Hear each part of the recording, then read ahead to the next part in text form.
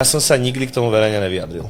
Nikde. Ja by som možno aj rád povedal takto prvýkrát možno verejne, že strašne veľa ľudí si myslí, že Babe je pesnička o nej. Tam sú proste veci, ktoré proste nie sú z tohoto vzťahu, ktorý som s ňou mal. Dokonca aj niektorí tvoji fanúškovia písali, že ona ešte uvidí, keď vyjde Skip, že snáď si to nemyslel s takýmto zámerom teraz, že niekoho pohejtiť. Ono ani tá pesnička není tak napísaná. To není distract. Okay. Ja si myslím, že je úplne normálne, keď sa chlap stará o ženu. Ja mám takéto prekliatie, že s kýmkoľvek sa nám dokopy, tak to musí byť zákonite zlatokopka v očiach verejnosti, lebo mám peniaze. My sme ten vzťah už asi posledný rok nemali dobrý. Že to bolo nové, že fakt toxické z obidvoch strán. Ty si nebol ani z rôznych spoločných rozhovorov úplne vnímaný ako najlepší priateľ na svete. Jakoby ja už som mal averziu na ňu, že vyslovene posledný rok, neviem prečo sme sa nerozišli skôr. Akože k tomu sa neviem vyjadriť, len neviem, či to je pravda. Tak ja to viem, že to je pravda. Ale... No dobre, ale tak keď sa rozídem, tak nevyberem kokot a nedám si ho na Instagram.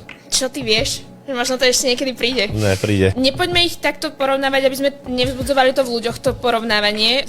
To už sa asi nedá uhasiť, lebo to už prebieha posledný pol rok. Zase Nina so Cynthiou takú škôlkarskú pičovinu, že na TikTok, že možno ťa nikto nemá rád iba preto, povie Nina. A je tam proste 300 komentárov, že pošlite to Tereze Palovej, Terry Palová, že na čo? Ale Cynthia sa tam potom vyjadrila v komentári, že to nebolo, že nechajte Terry už tak, že vyslovene tam napísala, že toto bolo, že na Ninin sound, ktorý je virálny, lebo on naozaj je. Ja viem, ale